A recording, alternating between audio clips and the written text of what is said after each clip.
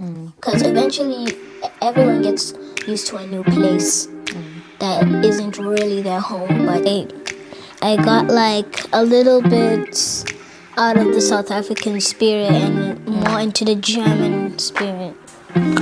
Wait.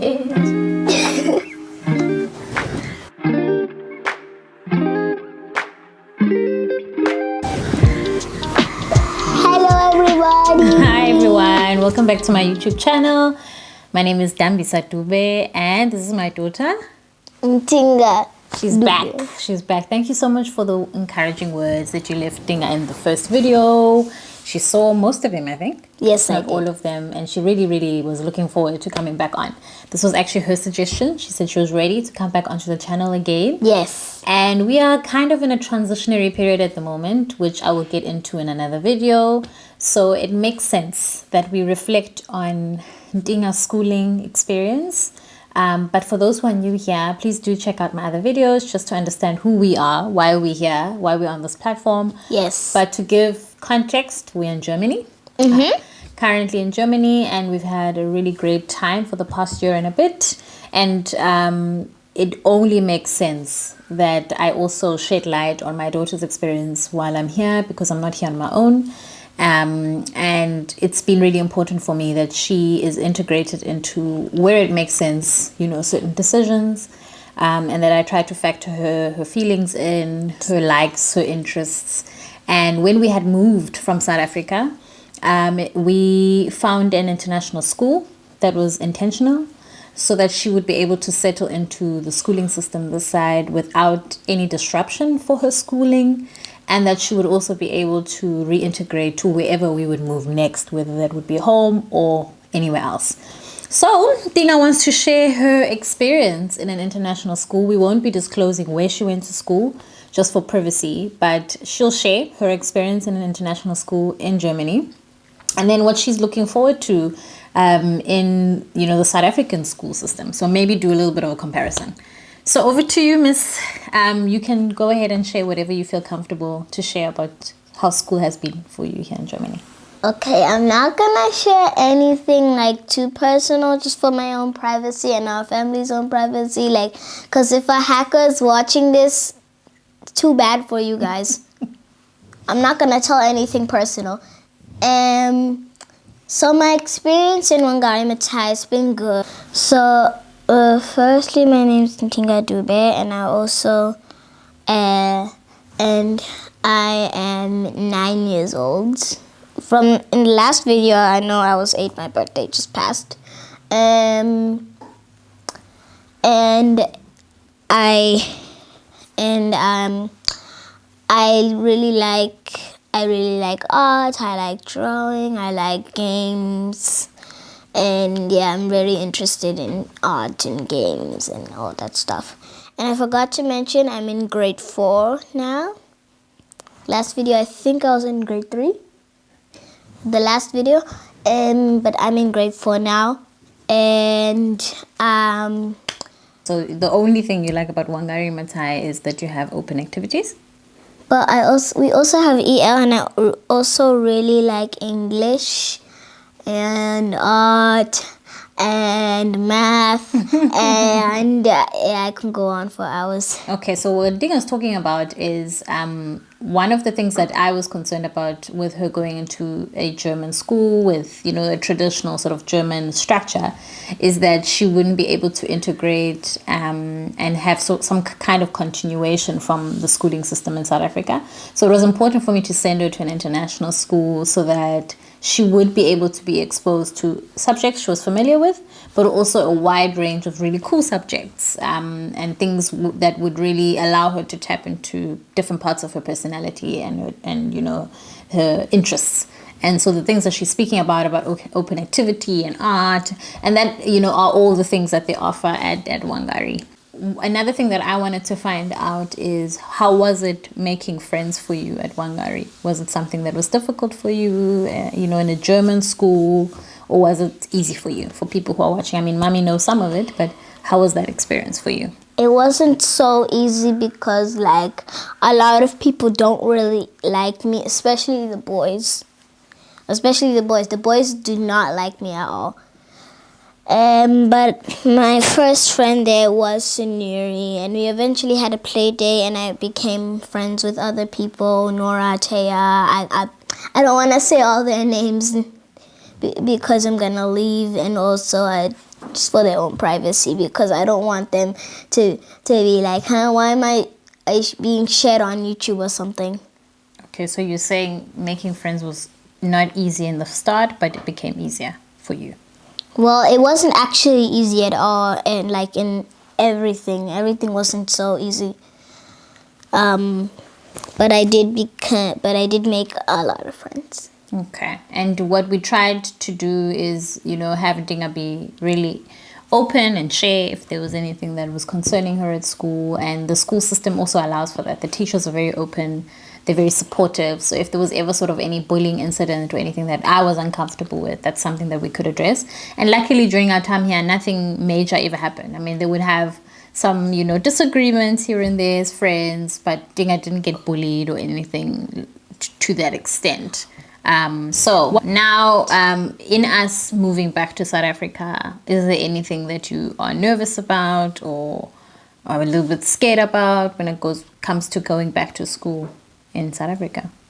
I'm a little bit scared because some people might find me like, is this girl acting weird or something? I thought she was a South African because I got a lot used to being in Germany than in South Africa.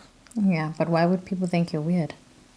Because I'm a South African, and like maybe they think I've been in South Africa for my like entire life or whatever. Okay, so you think they would think you're weird just because you came from Germany? No, not like weird. It's like, is this girl acting funny or is she in actual South African or whatever? Oh, but why would people not think you're South African, Mama? Is it because of Xhosa, or are you worried about not being able to speak that? No, not that. I'm worried. I'm worried about like how people would think of me because Okay. I got like a little bit out of the South African spirit and more into the German spirit. Okay, no, that makes sense. The nice thing is that you went to an international school, and you're also going to be going to a school that is quite international in South Africa. So I think most people will be fine, and they'll be able to get along with you. But what are the things that maybe you are looking forward to in South Africa? Because you went to school in South Africa since you were 2. Since I was 2, I already went to school when I was in. Yeah, you've been in, school or kindergarten? yeah, what I mean by school is you went to some kind of place where you were learning things, yes. So what are you looking forward to the most? I'm looking forward to like the new teacher because you said she was a nice teacher, right? Mm-hmm. I'm also looking forward to making friends, like new friends. Okay, so you're looking forward to friends and looking forward to teacher. What about school uniform? I'm not looking so forward to that. You've had a break for not having to wear school uniform since you've been here. Yeah. Okay. Is there anything else that you want people who are watching to know about how it feels as a South African who, has now lived in Germany and gone to school in Germany, and is going to move back? Is there anything that you would like to share about your experience in general?